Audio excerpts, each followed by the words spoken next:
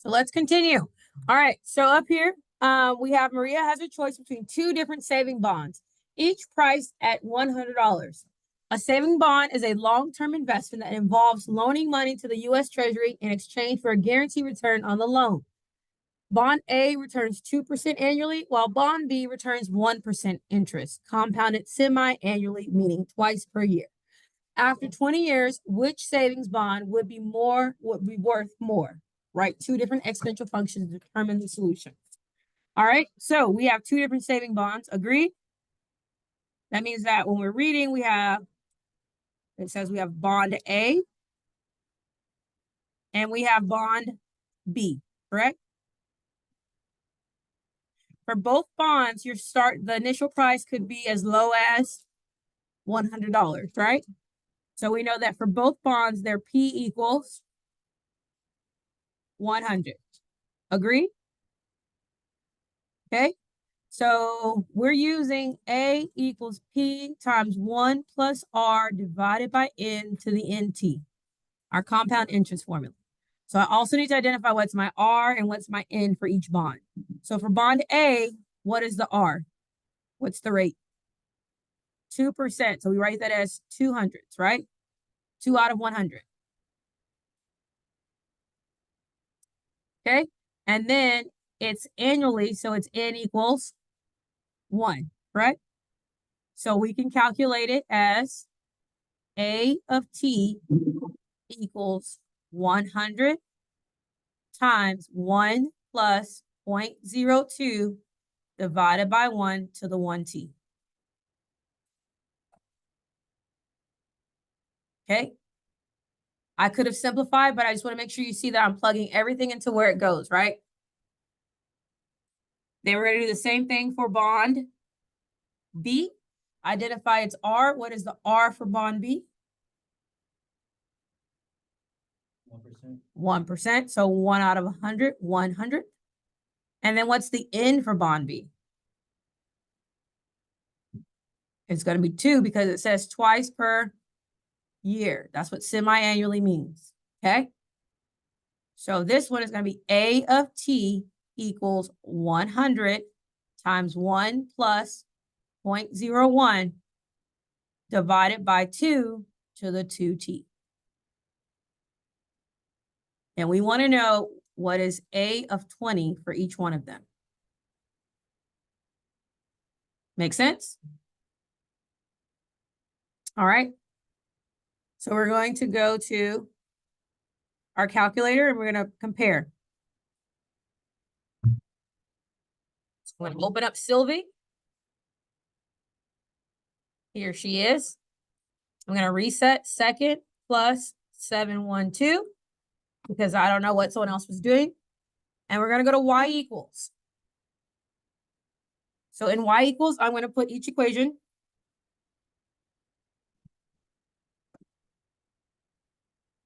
And I have 100 times 1 plus 0.02. Instead of t, I have to use x. That's going to be my y1 is going to be my bond A. Cool? What were they doing on our calculator, bro? That's why we second plus 712. And then we're going to now do y2, and y2 is going to be my bond B. So I'm going to go down 100 times 1 plus 0.01 divided by 2 to the 2 times x.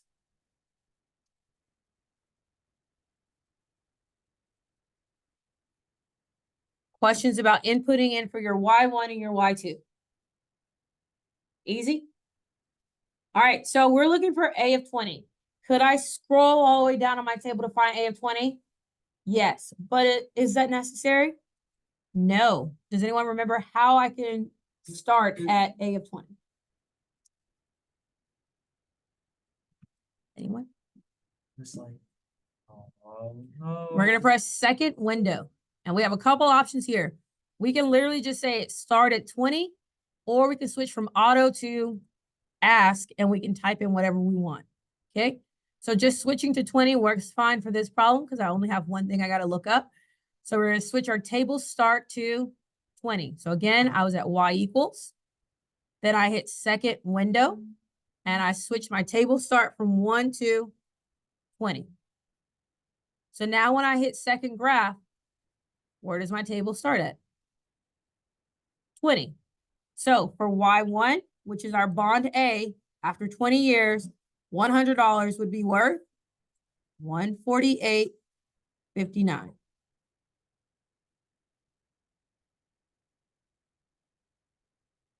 After 20 years, for bond B, $100 would be worth only $122.08. So which is the better bond? Bond A. Winner, winner, chicken dinner. This is the one that I want to put my money into. Does that make sense?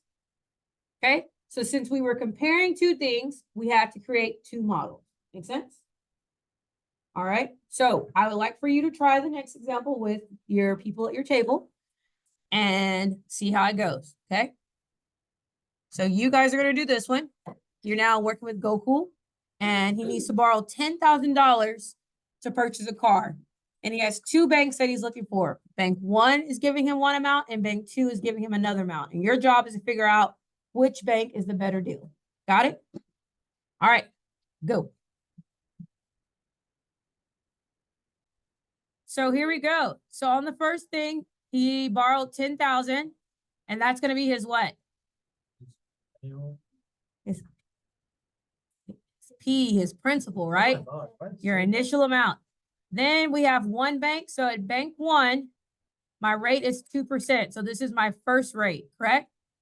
And it's twice per year. So this is going to be my N1, my compound. So I have enough to start that equation, right? So with bank one, we have A of T equals 10,000 times 1 plus 0.02 twice per year, 2 to the time. Agreed? Okay, now we'll keep reading. And it says there is another bank. So our another bank means that this is going to be the rate for bank two. So we're on bank two.